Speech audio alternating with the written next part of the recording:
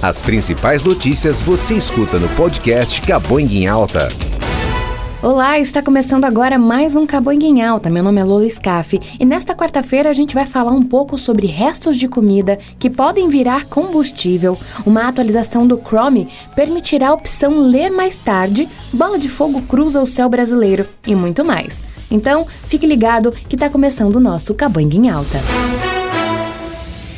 E o governo federal pretende publicar nesta quarta-feira a medida provisória que fixa os valores e prazos do novo auxílio emergencial, segundo informou uma fonte do Palácio do Planalto. O presidente Jair Bolsonaro e o ministro da Economia, Paulo Guedes, afirmaram que o valor do auxílio seria de, em média, R$ 250, muito menos do que os R$ 600 pagos no início de 2020. As informações mais recentes indicam uma nova mudança. A cota mínima sofreu mais uma redução, caindo para R$ 150.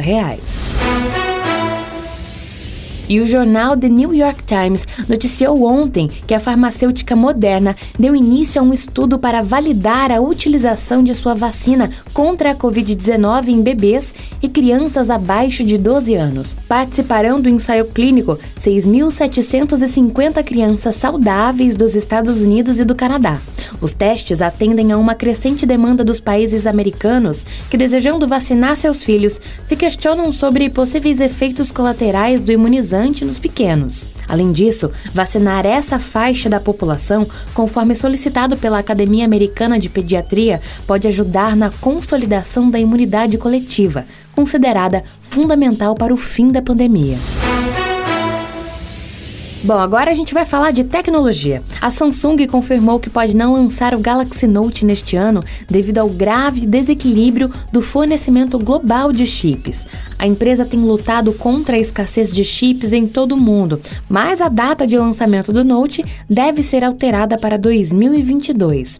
Um analista de segurança da Samsung afirmou que a escassez de chips Qualcomm produzidos pela TSMC está afetando toda a indústria, exceto a Apple, que passou a produzir seu próprio processador, o M1.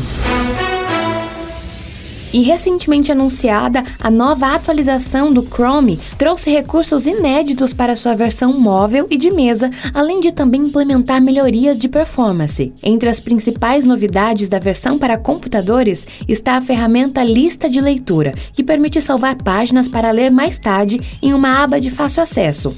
A lista de leitura não é exatamente inédita para os internautas, que também utilizam o Edge da Microsoft. O navegador padrão do Windows já contava com uma ferramenta parecida em suas antigas versões, onde os usuários poderiam guardar certas abas e resgatá-las em um período limitado. Atualmente, a função está mais robusta e recebeu o nome de coleções, ganhando mais espaço na interface. E ainda falando sobre tecnologia, a ByteDance, a Tencent e outras grandes empresas de tecnologia da China estão testando uma ferramenta que possibilita contornar as novas regras de privacidade da Apple com o objetivo de continuar a rastrear os usuários de iPhones, conforme relatou o Financial Times na última segunda. Segundo a publicação, a China Advertising Association, organização apoiada pelo governo e com mais de 2.000 membros, desenvolveu um recurso de rastreamento chamado KAID. Ele pode driblar o identificador de publicidade online da Apple, sistema que será lançado em breve e dará ao usuário a escolha de permitir ou não ser rastreado para receber anúncios direcionados. Escuta só que notícia bacana. A aviação comercial agora busca soluções sustentáveis em prol do meio ambiente, já que eles são responsáveis por 3% do total de emissões de carbono no mundo. Agora, o uso de restos de comida como combustível surge como uma das alternativas para abastecer aviões do mundo.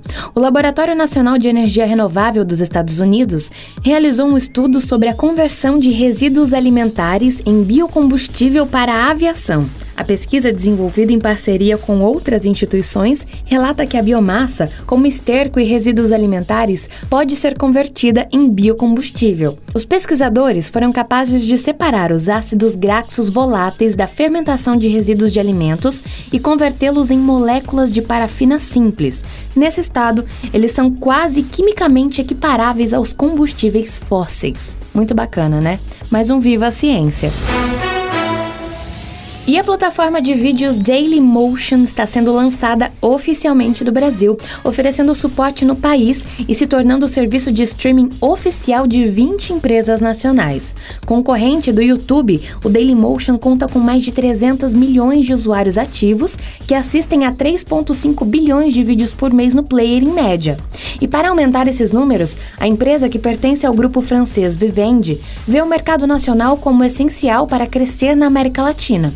Em entrevista ao Mobile Time, o head da plataforma para a América Latina, David Hills, revelou que a companhia focará em 4 pilares para este primeiro momento após a estreia no Brasil: entretenimento, música, notícias e esporte. Graham Ivan Clark. Conhece esse nome? Bom, é um jovem morador do estado norte-americano da Flórida que participou de uma invasão em massa ao Twitter, que se declarou culpado do cybercrime e teve a pena confirmada. Ele agora vai cumprir 3 anos de detenção, além de ser proibido de usar computadores sem permissão ou supervisão de agentes da lei. Como ele tinha 17 anos na época em que cometeu o crime, parte da pena poderá ser cumprida em um acampamento de treinamento militar no país. O tempo de prisão também foi reduzido, mas ele acabou sendo julgado como adulto porque o corte estadual permite essa avaliação em casos de fraudes fiscais. E ainda falando de crimes da internet, uma mulher que trabalhava na secretaria de um colégio e a própria filha foram presas no estado norte-americano da Flórida por um curioso crime virtual. Elas utilizaram os privilégios da funcionária para fraudar um sistema de votação e fazer com que a jovem fosse a mais votada em uma eleição de rainha do baile. O caso aconteceu em novembro de 2020, mas só agora as investigações levaram a um resultado. A operação foi mais simples do que parece e não envolveu um sistema elaborado de invasão. A polícia descobriu que a conta da mãe registrou vários acessos no sistema Focus, uma plataforma utilizada por vários colégios dos Estados Unidos que exibe dados como notas, agendas e históricos de estudantes. E no início da noite de ontem, uma bola de fogo cruzou os céus do norte do país e foi vista de diversas localidades do Pará e do Ceará. A Rede Brasileira de Observação de Meteoros analisou o caso e informou tratar-se de uma reentrada de lixo espacial. A organização coletou diversos relatos a partir das redes sociais e da sua ferramenta de reporte de bólidos, dando conta do avistamento de uma bola de fogo nos céus do Pará. Diversas imagens publicadas registraram o fenômeno, além de 2 vídeos em câmeras do clima ao vivo, uma em Belém do Pará e outra em Fortaleza, no Ceará. Os testemunhos se concentraram na região metropolitana de Belém, onde boa parte do objeto se desintegrou. E olha que notícia bacana para aquecer o coração. Peyton é uma garotinha incrível e de coração muito generoso. Com apenas 8 anos, ela iniciou uma instituição de caridade que tem ajudado muitas crianças em situação de rua. Mesmo durante a pandemia, a menina tem batalhado para distribuir roupas, brinquedos e itens de higiene para as crianças atendidas pelo projeto, assim como para as famílias delas. A maior inspiração da menina foi o tio-avô Ricardo, que viveu em situação de rua e sempre contou sobre as dificuldades que passou. Ela então começou a pensar em uma maneira de evitar que crianças sofram tanto com a falta de comida, roupas e principalmente de brinquedos. Foi quando teve a ideia de criar o Eye of a Child. A menina arrecada as doações e as entrega diretamente para abrigos de moradores de rua lá nos Estados Unidos.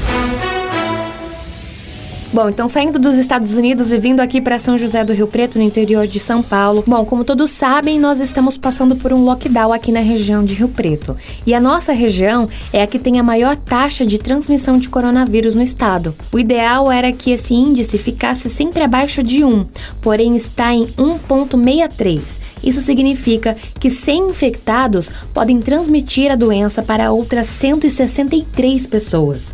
Os dados são da plataforma desenvolvida por pesquisadores da Universidade de São Paulo e da Universidade Estadual Paulista, que ressaltou que se a taxa de transmissão for reduzida, é possível controlar melhor a pandemia. Bom, gente, esse foi o nosso Caboinga em Alta e é sempre importante lembrar que a gente ainda tá numa pandemia e a gente precisa se cuidar, né? Então, fique atento às novas regras para conter a disseminação do coronavírus. De hoje até segunda-feira, você só pode sair de casa se tiver autorização de serviço essencial, porque nós estamos no lockdown. Faça a sua parte para que essa fase acabe logo e a gente possa voltar logo às nossas vidas e atividades normais sem medo de pegar essa doença, né? Meu nome é Lolis Cafe e esse foi mais um Caboinga em Alta aqui na sua quarta-feira. Até amanhã.